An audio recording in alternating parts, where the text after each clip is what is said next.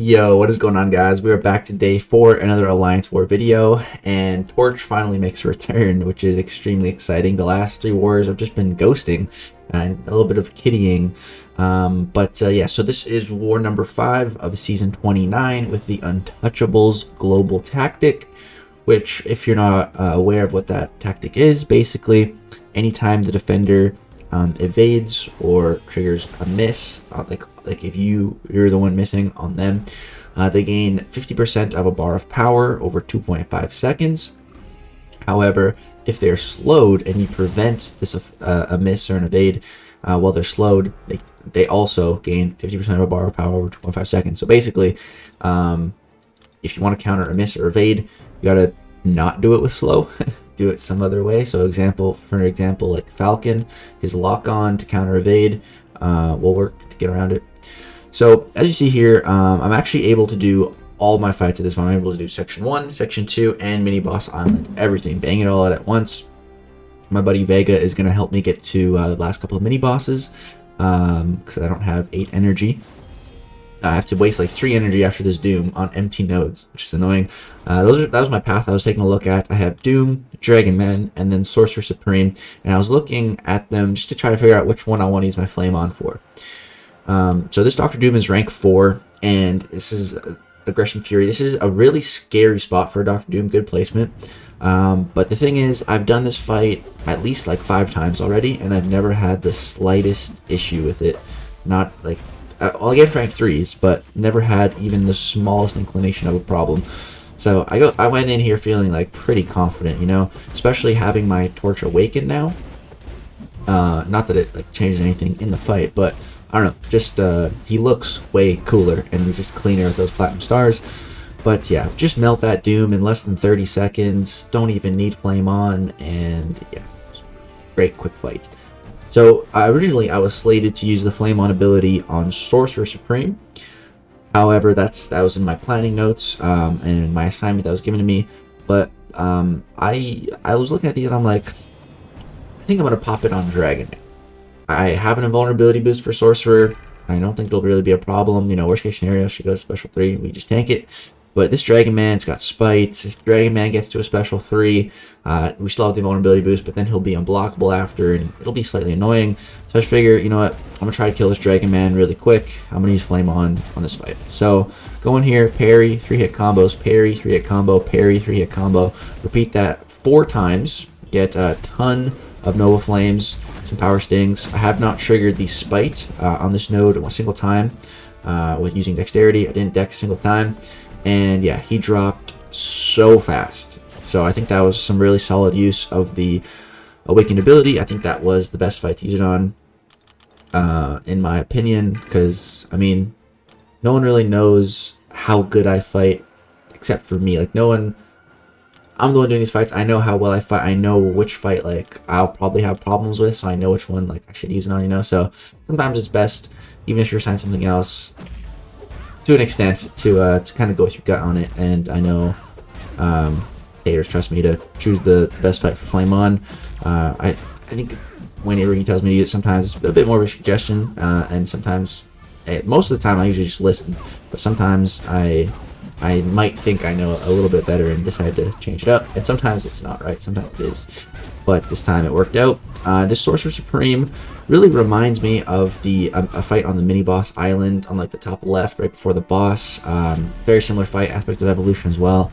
Done that fight with Torch a bunch, no big deal as long as you have an invulnerability boost. Super easy. Barely an inconvenience. Yeah, unfortunately she threw this special 3 as she was about to die, so I just had to sit through an animation, but all good.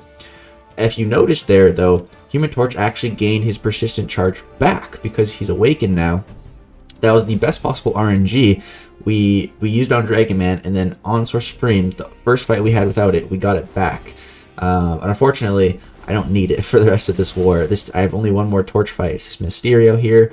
I was coming in here to place guidance, and I was like, wait, there's already guidance here. Vega placed a guidance for me. And then I just went online messaging him. I'm like, hey, going into Mysterio now. If you could move to the next fight for me, I appreciate it. So as you see, we did get our Flame On back, but this is one of the very, very, very few and rare scenarios where Torch is actually better without his pre-fight ability, because this has Stunning Reflection, which basically, if you apply an Incinerate to the defender, then their stun reflection thing is going to go on cooldown, and you're able to freely parry. And also their stun vulnerability, so that whenever the defender's stunned, you just do more damage. So that's great. So yeah, so if we use the pre-fight ability, we'd be applying Nova Flames and not Incinerate, so that it wouldn't technically count towards the node to turn it off. So I push Mysterio to a special one, bait that out right away. I just wanted to get a couple of Smolders going in this fight. As you see now, we have 3 Smolders. Now I'm feeling pretty confident with 3 of them. I like to have at least like 2 in a fight to feel like pretty good. And against Mystics, it's easy, you know, that's 2 blocked hits, and there you go. But against a champion like Mysterio, it's a little bit harder to gain Smolders, but still easy. Just gotta block his special one. And yeah, that fight went extremely well, no problems there. Now we get to this final fight, and this was definitely the fight that I was most worried about. So originally, I was assigned Guillotine for this fight, and I was assigned White Magneto for this war, mainly for this fight, to apply my guidance to it, because and in my notes it said, you know, against Kitty Pryde, use Guillotine, she won't crit, so Kitty Pryde won't gain prowess, and because you're using a passive stun, she won't gain prowess. But I was told Taters, I'm like, yo man, Kitty actually gains double the amount of prowess when you stun her with passive stuns. If it's a stun debuff, it's 1 prowess. If it's a stun passive, it's 2 prowess. So I'm like, dude, that's not gonna work. He's like, oh, okay. He's like, just play it stun immune then. And I was like, oh, okay. So I still apply the guidance for extra attack mainly, and just in case, you know, if I do need to parry at some point, I won't have to worry about the limber. Yeah, so I'm just going to be playing this fight stun immune, and just going to be throwing L1s to keep on draining Kitty Pryde's power, really. And yeah, that's pretty much all there is to it. Guillotine is honestly one of my favorite champions in this game, man. I think Guillotine 2099, I think she is just so good and just undershadowed, I think, by a lot of people and some other champions, especially Warlock. I honestly personally think Guillotine's better than Warlock overall. I really do. I really do. I think it's extremely close. But if I had to delete one from my roster as a 6-star, well, okay, if I say it like that, I mean my Warlock is Awakened, so I don't think I'd do that. And it took me a long time to get him. But yeah, I personally slightly favor Guillotine just a little bit over Warlock. And it's like, as you can see, these special ones, man, her power drain on her special one is so strong. It's so good, man. Love her power control ability. It's amazing.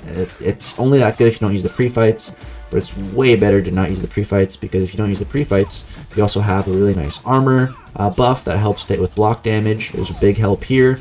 See, we're still coming out here with 80% health. And if you don't use your pre-fights, you have a massive regen if you drop down to 15% health, which will take you back to like 50% health. And it's just, yeah, man, love Guillotine so much. Just played it stun immune, baited heavy is literally easy with her, no problem at all. Had so much health still to work with, and yeah, this war went really well, and it was really nice to use Torch again, having him awakened and bringing in Guillotine. It was fun. A little bit of a change of pace from Ghost. Don't get me wrong, I love Ghost, but it's definitely nice to have a change of pace. So we did end up actually losing this war, unfortunately. We had really bad performance.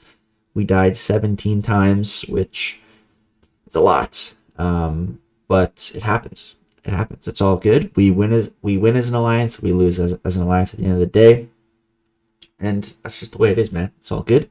If we go ahead and take a look now at the my personal stats for the season, and for Loki stats, we currently have 3 wins and 2 losses, so still positive on the win-loss ratio. I am at 3 deaths and 30 kills so far. Our solar rate is back up over 90%. Actually, for the first time in the season, we've got it up to 90%, which is good.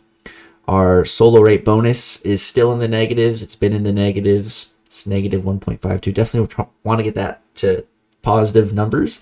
Our power rating is 31.94, which is about 5th in BG3. Nothing special. Yeah, I'll compare my stats at the end of the season to last season. You guys will see a massive difference.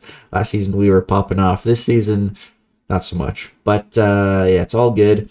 I'm just glad I didn't die personally. At the end of a war, if I don't die, man, I'll take it. So yeah, that's gonna do it. I hope you guys enjoyed Torch ripping it up. Good to have him awakened. I'm so happy he's awakened. One of the very few good things to come from the Hercules opening. But yeah, that's gonna do it. If you guys did enjoy, I would appreciate you dropping a thumbs up on these videos. Really helps me and the channel out. Subscribe if you like to see more Alliance War content. Still got a bunch more wars to post for this season and future seasons to come. When bans come, when a new map hopefully comes, exciting things to come in the future. That's gonna do it. Thanks so much for watching. Peace out.